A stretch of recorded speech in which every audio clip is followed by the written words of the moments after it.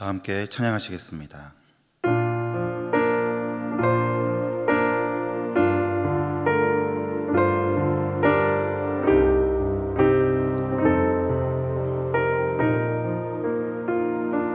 주를 보라,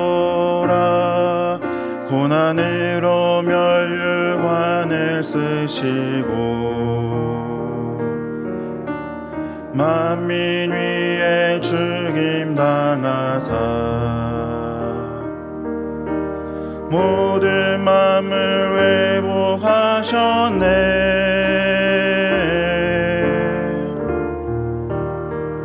주 예수 보라, 보좌 오른편에 앉으사 우리 위에 기도하시고 그 말씀 만물 다스리시네.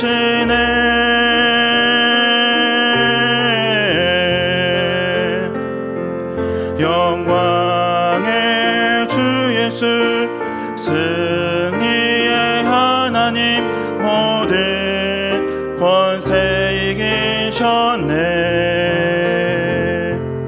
영광의 주 예수, 승리의 하나님, 원수를 정복하셨네. 이 세상 권세를 그 발 아래 두신 왕 되신 주 통치하네. 영광의 주 예수, 영광의 주 예수, 승리의 하나님, 모든 권세 이기셨네. 영광의 주 예수, 승리의 하나님, 원수를 정복하셨네. 이 세상 권세를 그 발 아래 두신 왕 되신 주 통치하네. 아멘. 이 시간 기도 제목 보시면서 합심 기도하시겠습니다.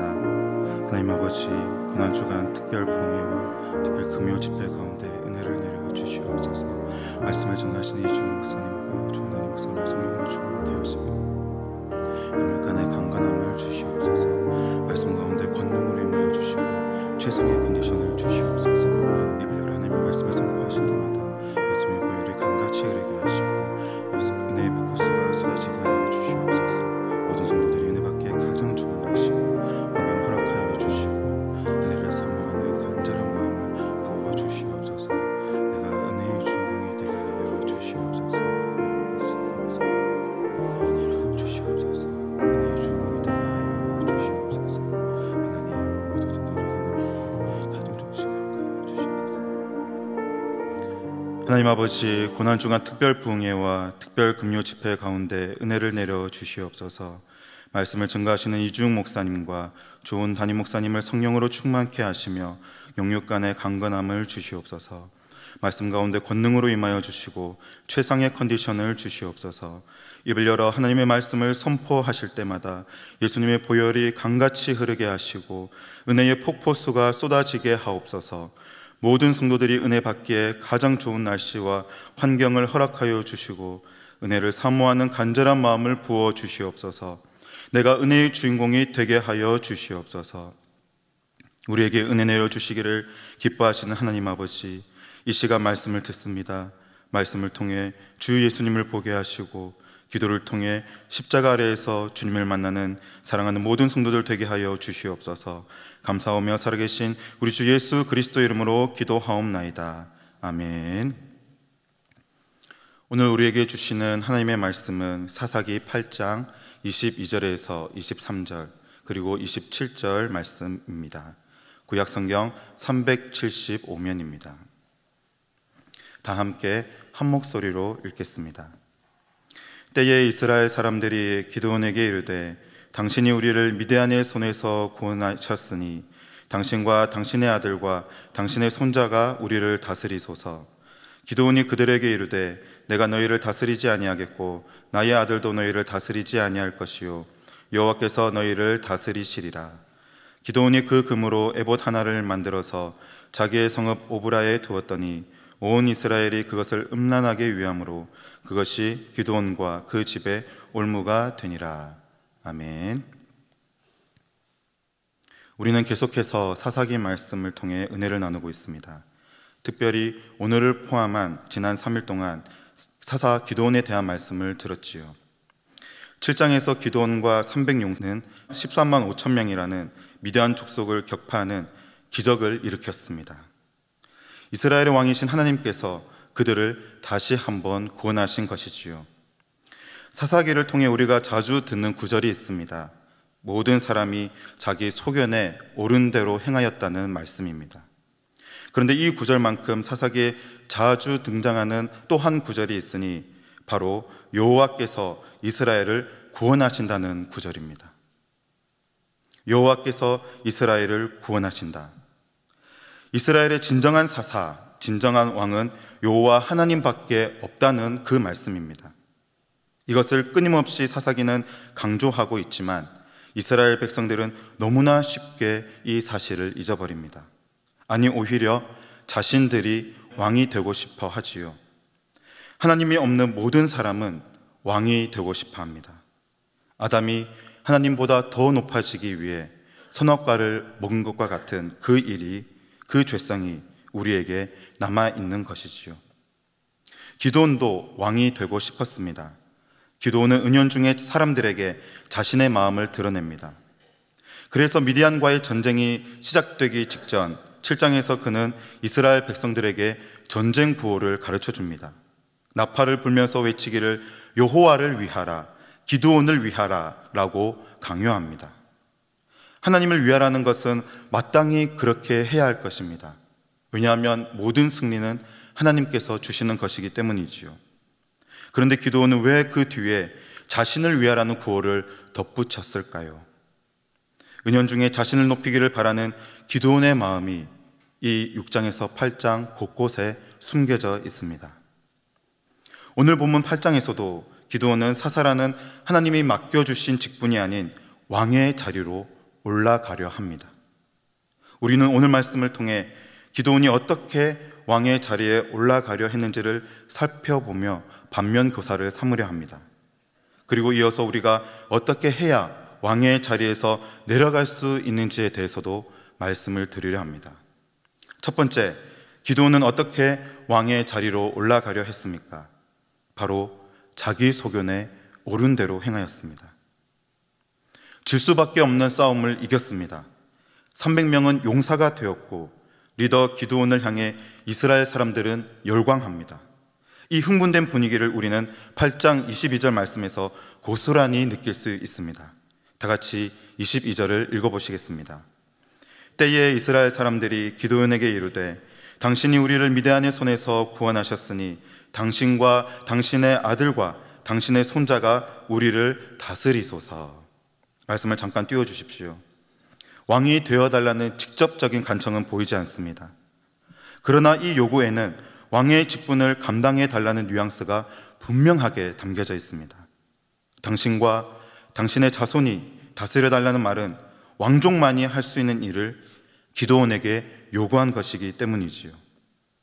하나님께서 세우신 사사는 대를 잇지 않습니다. 왜냐하면 사사는 하나님께서 자신에게 맡겨진 그 임무에만 충실하게 행할 뿐, 그 모든 사역을 마친 뒤에는 하나님께서 새로운 사사를 세우시기 때문입니다.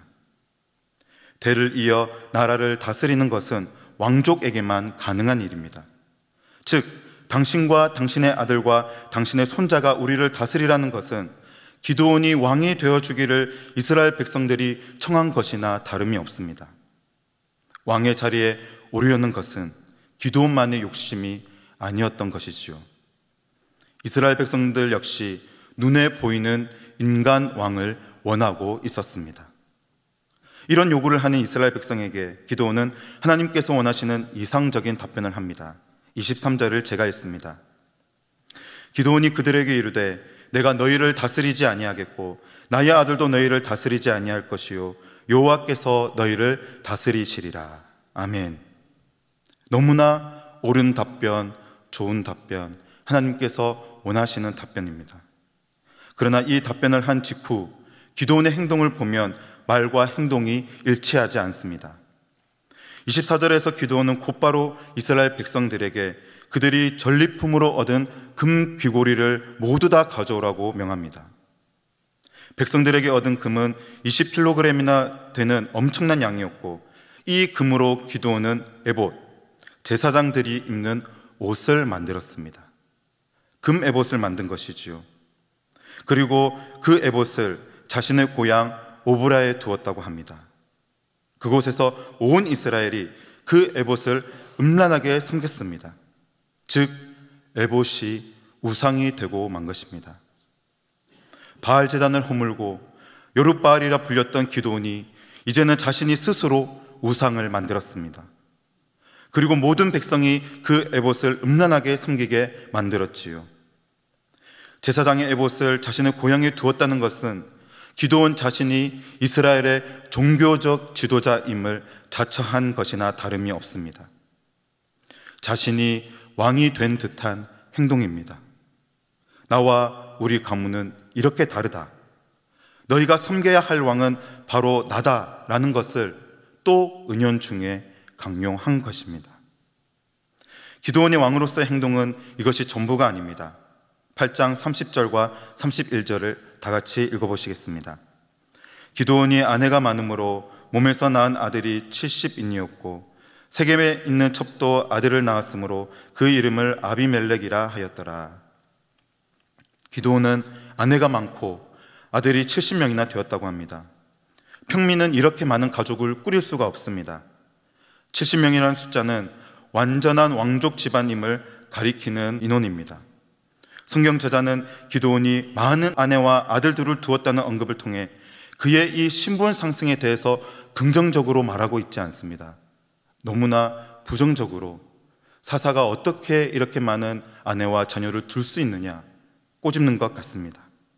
뿐만 아닙니다. 31절에서 그가 많은 아내를 두었음에도 불구하고 세겜에 첩을 두었다고 하지요. 그리고 그 첩에게서 난 아들의 이름을 무엇이라고 지었습니까? 아비멜렉이라 하였습니다. 이 아들의 이름은 기드온이 왕이 되려는 자신의 욕망을 가장 명확하게 드러내는 이름입니다. 왜냐하면 그 이름의 뜻이 나의 아버지는 왕이다, 나의 아버지는 왕이라는 그 뜻이기 때문입니다. 아비멜렉의 아버지가 누구입니까? 기드온입니다. 나의 아버지 기드온이 왕이다 라는 기드온 자신의 그 왕이 되고 싶은 욕망을 아들의 이름에 집어넣은 것이지요.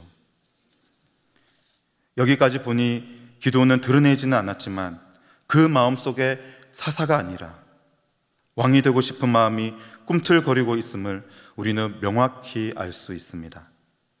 자기 소견에 옳은 대로 행한 자는 하나님 대신 왕이 되고 싶어 합니다. 자신이 왕이 되기 위해 하나님을 이용하는 일도 서슴지 않습니다. 하나님이 주신 선물들을 자신을 위해 사용합니다.